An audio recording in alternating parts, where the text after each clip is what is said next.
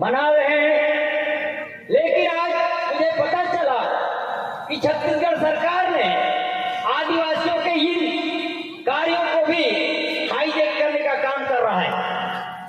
Collector के माध्यम से और भी प्रशासनिक अधिकारियों के माध्यम से ये कार्यक्रम का आयोजन कर रहे हैं। जानते हैं क्यों?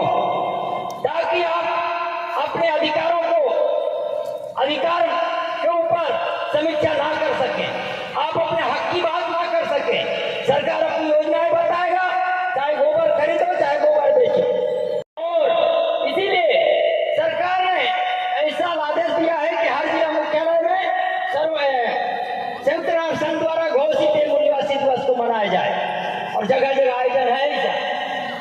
लेकिन मैं तमाम सरकारों को कहना चाहता हूं, 2-3 मुद्दों पर ही बोलूंगा। मेरे पास तो बहुत सारे लगभग 13 बिंदु है। वन संरक्षण और संशोधनों को रद्द करो, मतलब अभी हाल ही में राज्यसभा में पारित हुआ है वन संरक्षण कानून। अभी हाल की बात बता रहा हूं। इससे इस कानून से अगर ये कानून लागू हो जाता है तो लगभग जंगल क्षेत्र में रहने वाले आदिवासी, चाहे वो पारंपरिक गैर जंगलों में के बीच रहते हैं, वो 60 लाख आदिवासी विस्थापित हो सकते हैं। आप किसी को पता नहीं हो, इसको जानना बहुत जरूरी है। दूसरा है छत्तीसगढ़ पैसा नियम 2022 को रद्द कर पैसा कानून के तहत नियम बनाओ। आज यूसीसी करके यूनिफॉर्म सिविल कोड कानून ला रहे हैं केंद्र सरकार, माननीय नरेंद्र मोदी की सरकार। वो एक कानून ला रहे हैं कि देश के पूरे नागरिक एक समान होंगे, एक कानून मानेंगे, ऐसा उनका कहना है। और सभी जान रहे हैं भारत देश धर्मनिरपेक्ष देश है, जहां सबको अपनी अपनी मान्यता मानने का पूरा मेंटल राइट में है। उसके बाद सरकार क्या कह रहा है? यूसीसी मतलब समान नागरिकता कानून ला के, ये समान नागरिकता कानून नहीं है, हिंदू राष्ट्र कोड बिल है। हिंदू राष्ट्र कोड बिल वो जो बोलेंगे, जो अनुच्छेद अधिनियम 1955 में जो हिंदू कोड बिल बना है, उसी के आधार पर सभी देश के लोगों को, चाहे वो मुसलमान हो, चाहे वो ईसाई हो, चाहे वो आदिवासी हो, चाहे सिख हो, उनको एक ही कानून मानने का ऐसा प्रावधान बनाने वाले हैं। क्या ब्राह्मण आदिवासी को बेटी देगा? क्या नहीं देगा ना? देगा? नहीं देगा। देगा भी तो आने के बाद हमारे घर में भी बोलेंगे कि हम तो ये भगवान को मानने वाले, वो भगवान को मानने वाले हैं, लेकिन आदिवासी तो बुढ़ा देव को मानने वाले। आदिवासी को मैं इस कानून पर मंथन कर रहा था तो मुझे एक बात याद आई। पेरिस कम्यून के बाद, पेरिस में 1872 में पूरे वहां के जनता, वहां के मूलवासी जनता, किसान, मजदूर जनता का सरकार, जनता ने वहां के सरकार को कर फेंका और 72 दिन तक राज किया। मैं 100 साल पहले एक किताब मुझे याद आया, उसमें क्या था कि प्रधानमंत्री का ड्राइवर तो होता था, ड्राइवर प्रधानमंत्री को उनके कार्यालय तक पहुंचाता था, लेकिन प्रधानमंत्री को अपना टेबल कुर्सी खुद साफ करना पड़ता था। समान नागरिकता कानून में नरेंद्र मोदी ऐसा करेगा क्या? कलेक्टर ऑफिस में प्यून रहता है, चपरासी रहता है, पानी पिलाने वाला, क्या उसके तनख्वाह के बराबर नरेंद्र मोदी का तनख्वाह होगा? नहीं होगा ना। वो हेलीकॉप्टर में घूमना छोड़ के क्या वो जीप पे घूमेंगे? नहीं घूमेंगे ना। तो काहे का समान नागरिकता कानून भाई? ये सिर्फ आदिवासियों को बेवकूफ बनाने के लिए है और इस देश के मूल्यवासी समाज को भड़काने के लिए, बहकाने के लिए है। और विरोध करते हैं सभी संसाधनों और संपत्ति पर ग्राम सभा का सर्वाधिकार हो। जो सर्वाधिकार हो जानते हैं, सभी संसाधनों पर। यहां मैं नागरिक नहीं हूं, 5वीं और 6वीं अनुसूचित क्षेत्र में एक आदिवासी नागरिक नहीं है, वहां का मालक है वो। ये बात सोच लो। अभी हाल ही में सुने होंगे, टीवी चैनलों में देखा विवादित बयान। मैंने ऐसा बोला उनको, वो सबसे भारत देश का बहुत बड़ा, सबसे बड़ा राजनीतिक पार्टी है, और उस राजनीतिक पार्टी जो भारत केंद्र में सत्ता में स्थापित है, उस पार्टी को गाली दिया मैं।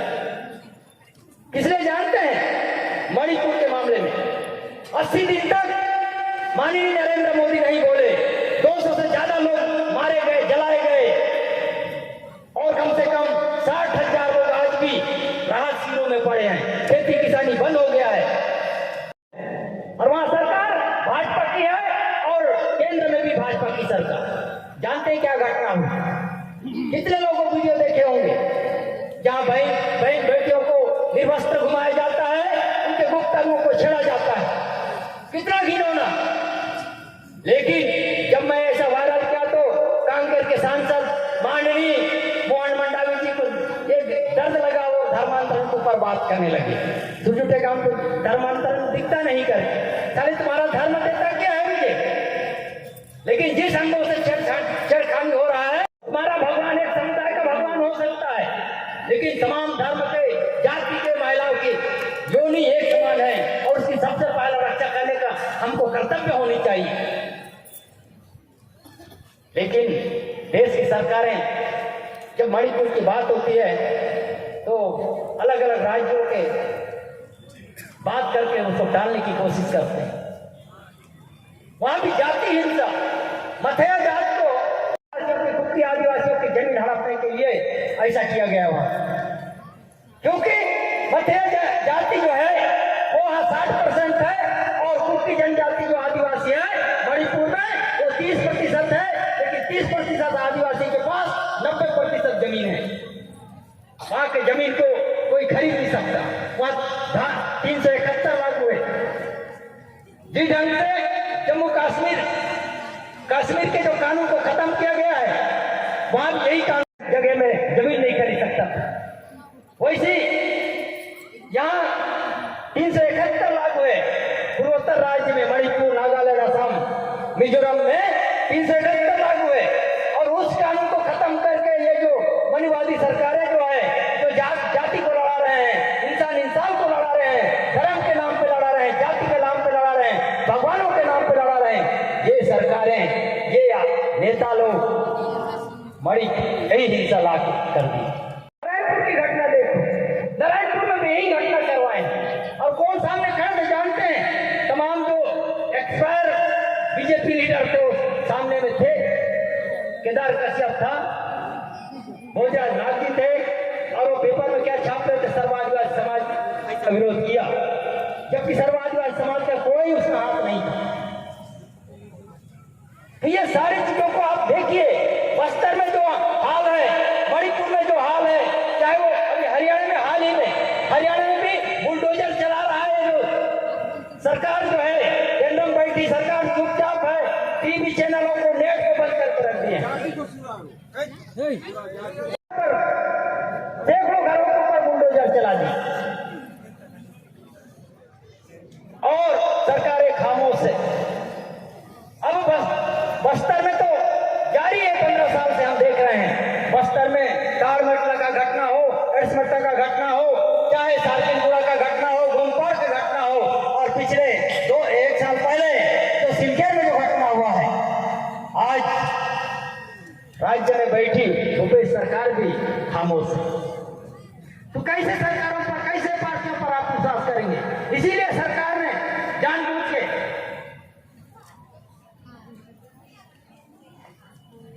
आदिवासी दिवस के दिन, मूल्यवासी दिवस के दिन कई लोग बोलते हैं आदिवासी दिवस है, ये तो आदिवासियों का ही कार्यक्रम है। ऐसा नहीं है। ये एसटी, एससी, ओबीसी जो इस धरती में हम पैदा हुए हैं, जो बाहर से नहीं आए हम लोग, वो लोग ही मूल्यवासी है देश की। वो लोग ही देश के मूल्यवासी है और वो सभी देश के अंदर में अधिकार दिया गया है, वो आज तक मिला है कि नहीं मिला है, इसकी समीक्षा होती है आज 9 अगस्त को। इसलिए सरकार अपनी नाकामी छुपाने के लिए, चाहे वो केंद्र की सरकार हो चाहे राज्य की सरकार हो, ये दोनों सरकारें हमको ये हमारे कार्यक्रमों को हाईजेक कर रहे हैं, अपने ढंग से कार्यक्रम मना रहे हैं। यहाँ कलेक्टर साहब बैठे रहेंगे या मंत्री साहब बैठे रहेंगे तो आप नहीं बोल पाएंगे। इसलिए मंत्री और कलेक्टर साहब बैठ के मनाते हैं इसको। अगरबत्ती जलाते हैं ना, हम तोड़ देंगे, खत्म, आदिवासी दिवस हो गया। संयुक्त राष्ट्र संघ में आदिवासियों के लिए अलग घोषणा पत्र बना 1996 में, उसमें 40 आर्टिकल है, 40 अनुच्छेद है। माननीय भूपेश बघेल जी अपना ही पीठ थपथपा रहे हैं। वैसा हमने पैसा नियम लाया, पैसा का नियम बनाया, लेकिन उनके नियम में ग्राम सभा को कोई अधिकार नहीं, ग्राम सभा को पावर नहीं है, ग्राम सभा को खत्म कर दिया गया है। तीसरा है समान नागरिक संहिता कानून, इसमें लिखा गया है कि आदिवासी क्षेत्र में सैनिकीकरण नहीं किया जा सकता, आदिवासी क्षेत्र में सेना नहीं लगा सकते, सामूहिक नरसंहार नहीं कर सकते, लेकिन यहाँ तो सरकारें रोज दिन गुंडागर्दी कर रही है, बंदूक से मार के बाद में ड्रेस पहनाया जाता है, समझ रहे हैं ना। भोपाल में हुआ था, पहले गोली मारे, उसके ड्रेस में छेद नहीं है, लेकिन जिसमें छेद हो चुका, ऐसा साबित कर रहे हैं। जब भोपाल के हिमांशु कुमार ने सुप्रीम कोर्ट में याचिका लगाई तो उनको भी सुरक्षा बलों के काम में दखल दे रहे करके 5 लाख का जुर्माना ठोक दिया था सुप्रीम कोर्ट। हमने जाके जंतर मंतर में इसका विरोध किया दिल्ली में। ऐसी स्थिति हम आप सब लोगों की, या किसानी मजदूरी पे बात नहीं होती, या बेरोजगारों की बात नहीं होती, या आदिवासी दलितों के बच्चों को शिक्षा की बात नहीं होती, यहाँ होती है मंदिर पर, यहाँ होती है जाति धर्म की बात, और कुछ नहीं है। ये सरकारें हमेशा वही काम कर रही हैं, और हम तो जात जात में लड़ा रहे हैं, भाई भाई को लड़ा रहे हैं। जानते हैं बाबा साहब अम्बेडकर को संविधान सभा में भेजने के लिए बंगाली समुदाय ने अपना सीट छोड़े थे, उनका नाम था जोगेंद्र नाथ मंडल, जो नमोसूत्र जाति से आते थे। उन्होंने अपना सीट छोड़ दिया बाबा साहब अम्बेडकर को संविधान सभा भेजने की। अब यहाँ हमको जाति जाति में लड़ा रहे हैं, ये सिर्फ राजनीति करने के लिए है, और कुछ मजदूरी पे बात नहीं होती, या बेरोजगारों की बात नहीं होती, या आदिवासी दलितों के बच्चों को शिक्षा की बात नहीं होती, यहाँ होती है मंदिर पर, यहाँ होती है जाति धर्म की बात, और कुछ नहीं है। ये सरकारें हमेशा वही काम कर रही हैं, और हम तो जात जात में लड़ा रहे हैं, भाई भाई को लड़ा रहे हैं। जानते हैं बाबा साहब अम्बेडकर को संविधान सभा में भेजने के लिए बंगाली समुदाय ने अपना सीट छोड़े थे, उनका नाम था जोगेंद्र नाथ मंडल, जो नमोसूत्र जाति से आते थे। उन्होंने अपना सीट छोड़ दिया बाबा साहब अम्बेडकर को संविधान सभा भेजने की। अब यहाँ हमको जाति जाति में लड़ा रहे हैं, ये सिर्फ राजनीति करने के लिए है, और कुछ क्यों नहीं बोल रहे। बस्तर में घटना हो रहा है, मणिपुर में घटना हो रहा है, क्या वो मणिपुर के बहन बेटे हमारी नहीं है? क्या मणिपुर के बहन बेटे, मणिपुर हमारे देश का अंग नहीं है? लेकिन मणिपुर की बात आती है तो प्रधानमंत्री से लेकर वहां के मुख्यमंत्री बीरेंद्र सिंह, क्या नाम उनका, वो सब खामोश है। ये स्थिति है हमारे पास। बस्तर संभाग और आदिवासी अंचलों में छठी दर्जा दो, ये एक मांग है। पहले भी अरविंद नेताम जी इस मुद्दे को उठाए थे बस्तर में, अरविंद नेताम जी के खिलाफ इतना ट्रक भर के नहीं है, ये करने वाले हैं करके अरविंद नेताम को ही मारने वाले, ऐसा लगा जी। अगर छठी अनुसूची यहाँ लागू हो जाता तो बाहर के लोग यहाँ जमीन नहीं खरीद पाते। पूर्वोत्तर राज्य में ऐसी बस्तर संभाग और आदिवासी अंचलों में ग्राम सभा अनुमति बिना स्थापित सभी पुलिस के, सेना के, चाहे कोई भी हो, कोई भी होना चाहिए। ये पहले मैं उस दिन भी 30 जुलाई को मैंने भक्त से कहा था कि भाई यहाँ किसी के ऊपर आईपीसी की धारा लगाने के पहले समाज के प्रमुख को जानकारी देनी होगी, पुलिस को समाज के प्रमुख को जानकारी देनी होगी, क्योंकि यहाँ कस्टमरी लॉ चालू है। कस्टमरी लॉ 13(3) का संविधान का अनुच्छेद 13(3) का मतलब कस्टमरी लॉ, ये संविधान बनने के पहले 1876 में अंग्रेजों ने हमको दिया, और इसको सबसे पहले बार जब कानून बना देश के अंदर तो 1935 में तो बोलते हैं गवर्नमेंट ऑफ इंडिया एक्ट में कि भाई यहाँ किसी के ऊपर आईपीसी की धारा लगाने के पहले समाज के प्रमुख को जानकारी देनी होगी, पुलिस को समाज के प्रमुख को जानकारी देनी होगी, क्योंकि यहाँ कस्टमरी लॉ चालू है। कस्टमरी लॉ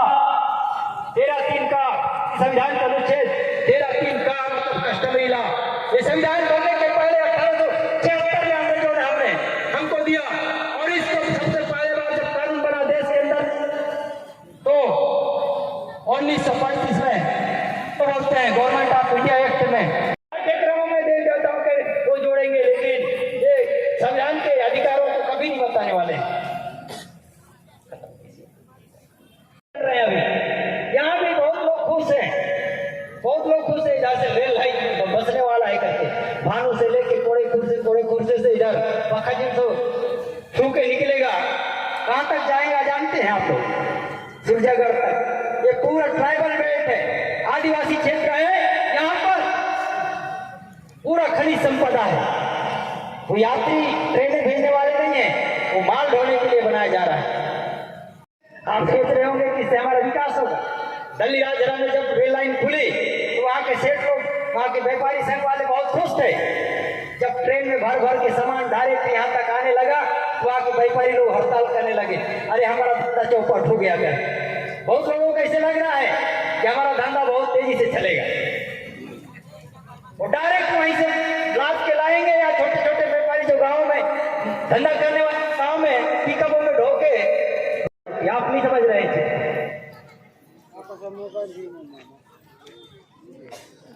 सिलगेर में जो घटना हुआ, सिलगेर के घटना में जांच रिपोर्ट आया है, ऐसा करके माननीय भूपेश बघेल जी हमको बताया। हमने उनसे बात करने के लिए हमको आमंत्रित किया वहां पर, उनके निवास पर। तो उस दिन बोले कि सिलगेर का जांच रिपोर्ट आ चुका है और बहुत जल्दी कार्रवाई होगी, लेकिन आज तक क्या कार्रवाई कर रहे हैं, क्या मुआवजा दे रहे हैं, आज तक पता नहीं। तो ये तमाम जो चीजें हैं, कौन बोलेगा, कौन लड़ेगा? आप मत सोचो कि आपने फलाने नेता को वोट दिए है तो वो करेंगे, ढेकाने नेता को वोट दिए है तो वो करेंगे। कब वाले आप हो, जीने वाले आप हो, तो आपको लड़ना पड़ेगा, संघर्ष करना पड़ेगा।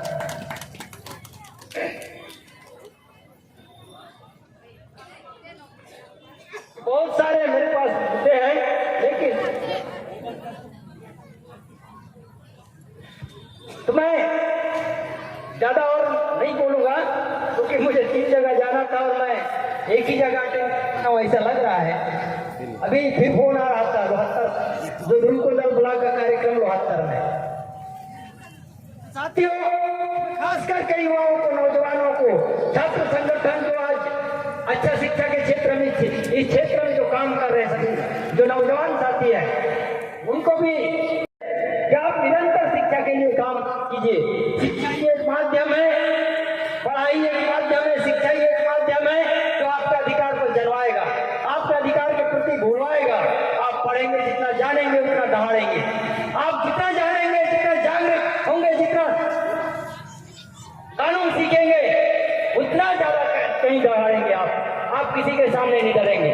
शरीर से आदमी ताकतवर नहीं होता, आदमी ज्ञान से ताकतवर होता है, दिमाग से ताकतवर। इसीलिए मैं बार बार ये बोलने का प्रयास कर रहा हूँ कि ज्यादा से ज्यादा अपने बच्चों को शिक्षा दिलाने का प्रयास करो, अपने लोगों को पढ़ाने का प्रयास करो। सामाजिक शिक्षा, राजनीतिक शिक्षा, संवैधानिक शिक्षा, तमाम जो शिक्षा है, हमारा प्राकृतिक जो शिक्षा है, आदिवासियों का सत्यों से जो शिक्षा है, तमाम शिक्षा को हर बच्चे को देना होगा,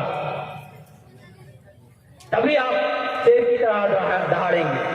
हम तो बहुत देखे हैं कागजों में डिग्री लेने वाले, IAS IPS बनने वाले, बहुत सारे देखे हैं। आज तक देखे शिशुपाल सोरी को, जो कलेक्टर रहे हमारे आदिवासी समाज के, विधायक बन के चूटी बन गए, चूटी बन गए। कितने आदिवासी मंत्री हैं, सब गूंगे बन गए हैं। अभी जब बात आई थी कि भाजपा वालों को ऐसा बोलते हैं, कोई ऐसा बोलते हैं करके, मैंने बोला महान क्रांतिकारी भगत सिंह ने गूंगे बहरी सरकार को जगाने के लिए असेंबली में बम फोड़ा। मैंने नपुंसक नेताओं को बिल से बाहर निकालने के लिए अपने सबकी हालत करा, सब दौड़े बोल रहे हैं इसको ये करेंगे वो करेंगे। मैं बोला लगाओ, मैं जेल जाने के लिए तैयार हूँ। मैं इसी बोला अपने डिबेट में भी, इंटरव्यू में भी यही बोला, मैं जेल जाऊंगा लेकिन अपने शब्दों को वापस नहीं लूंगा। क्या करोगे? और जेल भी गया, मर भी गया, मैं अपने आप को सौभाग्यशाली समझूंगा कि मणिपुर के बहनों के न्याय के लिए एक भाई ने, एक बेटा ने अपने बहनों के न्याय के लिए अपनी जान दे दी करके, ये पूरे देश में फैलेगा, वो पूरे इतिहास बनेगा। इसलिए मैं नहीं डरता। वो साथियों, बहुत सारे वक्ता हैं और समय भी बहुत ज्यादा हो गया है। मैं ज्यादा ना बोलते हुए एक बार नारा लगाता हूं। विश्व आदिवासी मूल्यवासी दिवस अमर रहे। विश्व आदिवासी मूल्यवासी दिवस अमर रहे।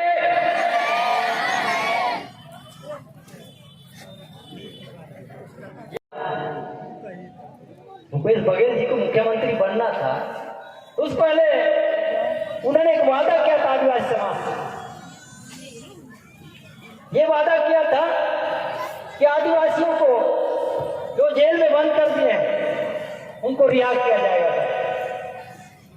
कितने लोग छत्तीसगढ़ में हजारों आदिवासी फर्जी केस में जेल के अंदर में हैं। मैं रमन शासनकाल में 4 बार जेल गया, 4 बार। 2018 तक रमन सरकार के समय में जेल गया। उस समय में देखा एक केस में, एक केस में आदिवासियों को 55 साल रखे थे और एक भी केस कोर्ट में पेश नहीं किए थे। जब 84 लोगों को जगदलपुर जेल से दुर्ग जेल, जब सेंट्रल जेल बना तो वहां ट्रांसफर किया गया। तो मेरे साथ साथी अभी भी होंगे, रहे हैं मेरे साथ दुर्ग जेल में, बस्तर के भी साथी। वो लोग सारी चीज को बताए मुझे।